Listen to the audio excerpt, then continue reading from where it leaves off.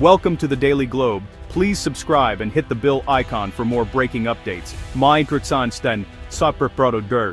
In a stunning and unprecedented move, FIFA has officially stripped the United States of its hosting rights for the 2026 World Cup, sending shockwaves through the world of international football and beyond.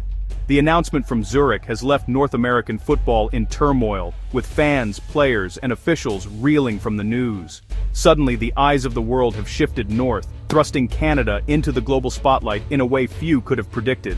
Canada, once considered a junior partner in the original North American bid, now faces the daunting and exhilarating task of hosting the majority of the world's biggest sporting event. The nation is scrambling to prepare its stadiums, infrastructure, and cities for an influx of millions of fans and the attention of billions of viewers. The original vision of a united North American tournament, one that would bring together the United States, Canada, and Mexico in a celebration of sport and cooperation, is now in ruins, replaced by uncertainty and division. This decision isn't just about football. It's about politics, human rights, and the shifting balance of global power. FIFA's move is a direct response to mounting international concerns, and it sends a clear message to host nations everywhere. For the United States, it's a moment of international rebuke and a staggering economic loss, with billions in tourism and sponsorships now in jeopardy. For Canada, it's an unexpected opportunity, but one that comes with immense pressure and logistical challenges. The tournament, set to be the largest ever with expanded teams and matches, is now in a state of organized chaos. Event organizers are racing against the clock, facing unprecedented hurdles and uncertainty at every turn. FIFA's bold move signals to the world that a host nation's domestic policies and global reputation can have far-reaching consequences, affecting not just sports, but international relations and business. Officials scramble to salvage plans, fans are left in disbelief, and major sponsors are re-evaluating massive deals that once seemed certain. The financial and emotional stakes are higher than ever. The world is watching closely as the legacy of the 2026 World Cup and the very future of international sport hangs in the balance, with every decision scrutinized on a global stage. Was FIFA right to make such a drastic and controversial move? The debate rages on, with opinions divided across continents. Can Canada, with limited time and resources, pull off a tournament of this scale on such short notice? The world is eager to see if the nation can rise to the occasion. The answers to these questions will define not just this World Cup, but the evolving relationship between global sports organizations and sovereign nations for years to come. The stakes have never been higher, and the countdown to kickoff is more dramatic than ever before. The story is still unfolding, and the world is holding its breath to see what happens next. Hosting the FIFA World Cup is about more than football. It's a declaration of national prestige. Since 1930, countries have fought fiercely for the honor, investing billions to secure the rights and showcase their culture to the world. Past tournaments have transformed nations, but the process is often fraught with controversy and political tension. The original US-Canada-Mexico bid was seen as a safe, lucrative choice, promising world-class stadiums and continental unity. But the collapse of this plan shows how quickly politics can upend even the most carefully crafted visions. The risks and rewards of hosting have never been clearer. No one saw this coming.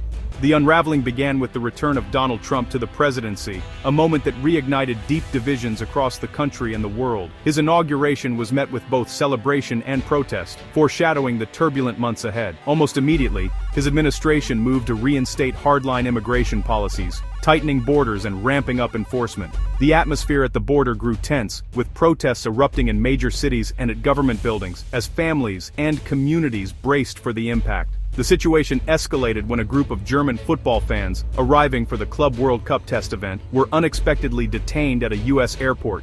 News of their detention spread rapidly, igniting a diplomatic incident that drew condemnation from European governments and football associations. The test event itself was overshadowed by visible ICE raids at public gatherings and even at the stadium. Fans and teams alike were gripped by fear and uncertainty, unsure if they would be targeted next. The festive spirit of international football was replaced by anxiety and suspicion. International backlash was swift and fierce. Over 90 human rights organizations united to demand that FIFA take immediate action, citing not only the recent incidents but also a pattern of systemic abuses and discrimination that could not be ignored. European and South American Football associations, alarmed by the risks to their players and supporters, threatened to boycott the tournament. Their message was clear: the safety and dignity of their people could not be compromised for the sake of the game. FIFA suddenly found itself at the center of a global crisis. The organization faced an impossible choice: honor its lucrative US contracts or risk a fractured, diminished tournament, with many of the world's top teams refusing to participate. After days of emergency meetings and tense negotiations, FIFA concluded that the United States could no longer guarantee a welcoming or safe environment for a global event of this scale. The American dream for 2026 was over. Stadiums that were once filled with hope and excitement now stood empty, as fans and organizers grappled with the reality of what had been lost. The decision sent shockwaves through the football Bristan, Samaini, Tolideng, Subobodon headlines, and sparking debate about the intersection of politics, human rights, and sport. It was a moment when sport and politics collided on the global stage, forcing leaders, athletes, and fans to confront difficult questions about the values that unite us. The message was clear: global events demand global standards. The US was out. The world moved on, determined to protect the spirit of the game and the rights of all who love it.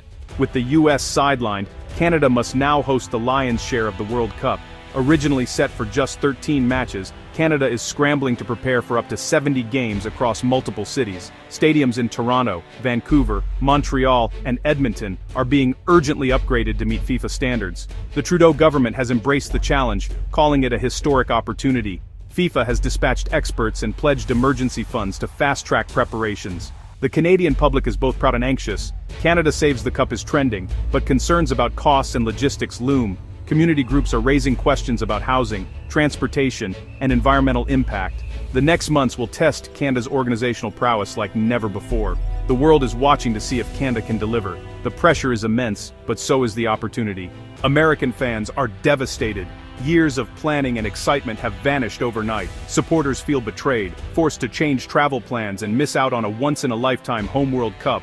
US players are equally crushed, losing the dream of playing on home soil. Sponsors are in crisis mode, scrambling to pivot marketing strategies and renegotiate contracts built for a US-based event. Some, like American Airlines, now find their primary market sidelined. In contrast, Canadian fans are jubilant, calling it a dream come true. Canadian players are energized by the chance to play in front of home crowds. The shift has turned Canada from a supporting role into the main stage. The mood is one of national pride and excitement. For the US, it's a bitter pill. For Canada, it's a golden ticket. The world's attention has shifted north. The stakes for both nations have never been higher. The story is rewriting itself in real time. The political fallout has been immediate and fierce. The White House condemned FIFA's decision as a politically motivated attack, escalating a sporting dispute into a diplomatic crisis. Internationally, leaders are cautious but see this as a moment of accountability. Global events come with global responsibilities. Human rights advocates hail the move as a victory for ethical standards in sport. US-Canada relations are strained, with accusations of opportunism and sharp exchanges between politicians. The World Cup, once a symbol of North American unity, is now a source of division.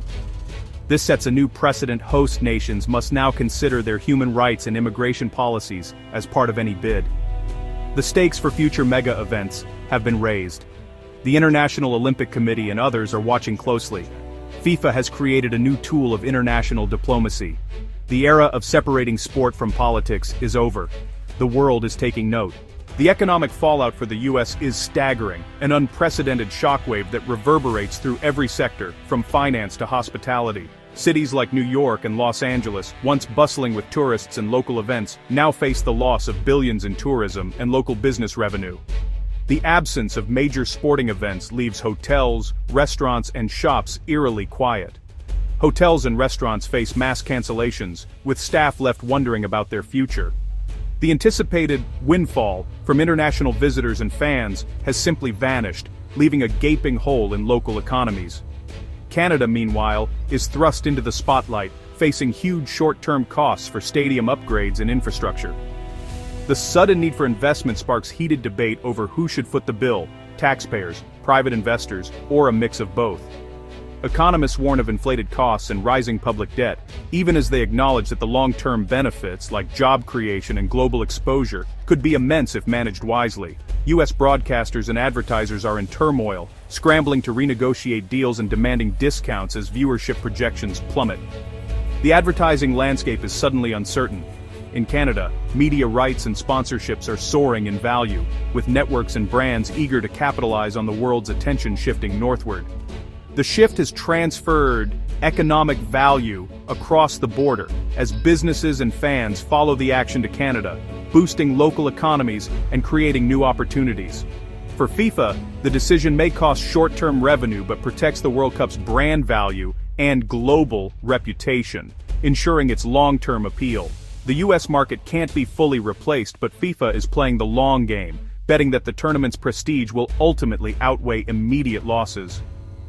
The financial landscape of global sport has shifted overnight, with ripple effects reaching far beyond the stadiums and cities directly involved. The stakes are not just sporting, they're economic and political as governments and corporations scramble to adapt to the new reality. The ripple effects will be felt for years, influencing policy decisions, business strategies, and even international relations. The world is watching the fallout as the economic domino effect continues to unfold on a truly global stage. FIFA's decision has changed North American football forever. For the US, it's a major setback, a lost chance to cement soccer's place in American culture. The US Soccer Federation must now rebuild credibility and momentum. For Canada, it's a nation-defining moment, elevating football to new heights and inspiring investment in the sport. The Canadian team now has a platform to become a football power. The collapse of the US partnership exposes the fragility of multi-nation hosting. Future bids may favor single-nation hosts or politically aligned partners. FIFA's move signals a shift toward ethical considerations in host selection. The World Cup will now be awarded based on values as well as infrastructure. This could usher in a more responsible era for international sport. The beautiful game is evolving. The world of football has changed forever. Stripping the US of the World Cup is a landmark event, redefining the relationship between sport and politics. All eyes are now on Canada's ability to deliver and on how the US responds to this rebuke. The tournament's meaning has shifted from spectacle to statement about values. The legacy of 2026 will shape global sport for a generation. This is a pivotal moment in modern sport and international relations. The story is still unfolding. The world is watching.